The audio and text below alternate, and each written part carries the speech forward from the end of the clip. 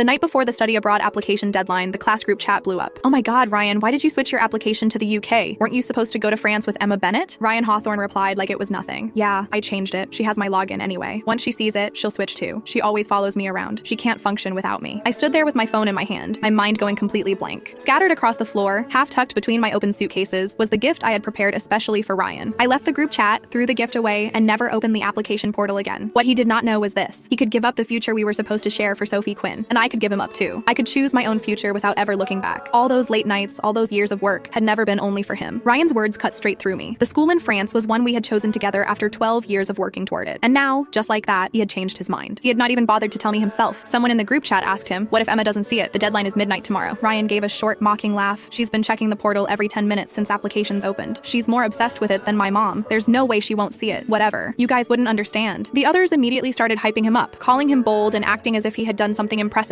Then someone else asked, "But what if Emma doesn't switch? Isn't the school in France better for her?" Ryan went quiet for a few seconds before answering, his voice suddenly colder. "Bullshit. Emma has separation anxiety. Last time we went one day without seeing each other, she dropped everything and came looking for me. This time, if she doesn't follow me, she won't see me for 3 years. To her, I matter more than any school. She'll choose me. She definitely will." The chat went silent after that. After a long moment, someone spoke up carefully. "Ryan, isn't that kind of unfair to Emma? We all know how hard she worked for this. You should at least tell her." Ryan clicked his tongue impatiently. It took him a while to answer. "Too much trouble. I don't want to deal with it. You all know how Emma gets. If she finds out I changed it because of Sophie, she'll cry until my head explodes. Better not to say anything. Saves me the headache." The group chat came alive again. Fair enough, Emma's great and all, but compared to Sophie, she's still missing something. Ryan really does have girls wrapped around his finger. Their jokes almost crushed me. I wanted so badly to call him, lose my temper, and demand an explanation, but my finger hovered over the screen, and I could not make myself tap his name. In the end, I simply crawled into bed in a daze. I stared at the ceiling as my thoughts slowly scattered. How could someone change so completely? Back when we decided to go to France, the two of us had studied French until we broke down crying in each other's arms, but neither of us had ever thought of quitting. Every time we felt like we could not keep going, we would pull up a picture of the Eiffel Tower and tease each other until we found the strength to continue. The day we received our offers, we laughed and cried at the same time, thinking all the suffering had finally been worth it. But now, when the future we had dreamed about was finally within reach, he had shaken me off and run towards someone else. Honestly, if he had wanted to change his plans, I would not have blamed him. But why couldn't he have told me? In his eyes, was I really that unimportant? If I was such a burden to him, then what was the promise he had made when he proposed to me so carefully that night? Had the hour been too late, the lights too dim, for him to know who was standing in front of him? I wrapped my arms tightly around myself, hid in the dark, and sobbed without holding back. The truth was, I could live without him. I did not have separation anxiety at all. Ever since we were children, whenever he and I chose different schools or different classes, he would become moody for no clear reason. He only calmed down after seeing me, so I had kept walking steadily along my own path while bringing him with me. Ryan was right about one thing. I had always included him in the future I imagined for myself. When it did not harm my own prospects, I was willing to pay the price for loving him. But that did not mean